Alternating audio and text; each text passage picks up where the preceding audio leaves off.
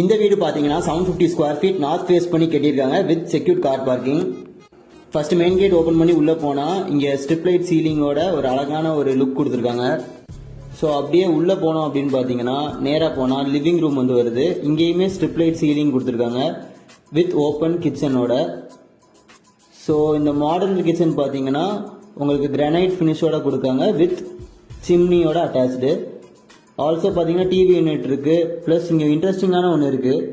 அது என்னன்னா ஸ்கைலைட் வந்து இவங்க ப்ரொவைட் பண்ணுறாங்க. ப்ளஸ் கிரில்டான ஒரு ரூஃபிங் கொடுத்துருக்காங்க. அதனால பார்த்தீங்கன்னா சேஃப்டி ரொம்ப கேரண்டி. ப்ளஸ் நேச்சுரல் லைட்டும் ஏர் உள்ள வரும். ஸோ அப்படியே லிவிங் சைடில் பார்த்தீங்கன்னா ஒரு காமன் பாத்ரூம் வந்து கொடுத்துருக்காங்க. அண்ட் இதான் அந்த காமன் பாத்ரூம். ஸோ அந்த காமன் பாத்ரூம் பார்த்துட்டு நீங்கள் நேராக வந்தீங்கன்னா பெட்ரூம் வருது. ஸோ இங்கேயும் பார்த்தீங்கன்னா strip light ceiling also with மிரரோட வருது, ட்ரெஸ்ஸிங் மிரர். இது கூடயே பார்த்தீங்கன்னா ஒரு அட்டாச் பாத்ரூம் இருக்குது வித் வெஸ்டர்ன் கிளாசட்டோட. அண்ட் உங்கள்கிட்ட இன்னும் ஒன்று இன்ட்ரெஸ்டிங்கானது காட்ட மறந்துட்டேன். அதுதான் பார்த்தீங்கன்னா பூஜா யூனிட்டு.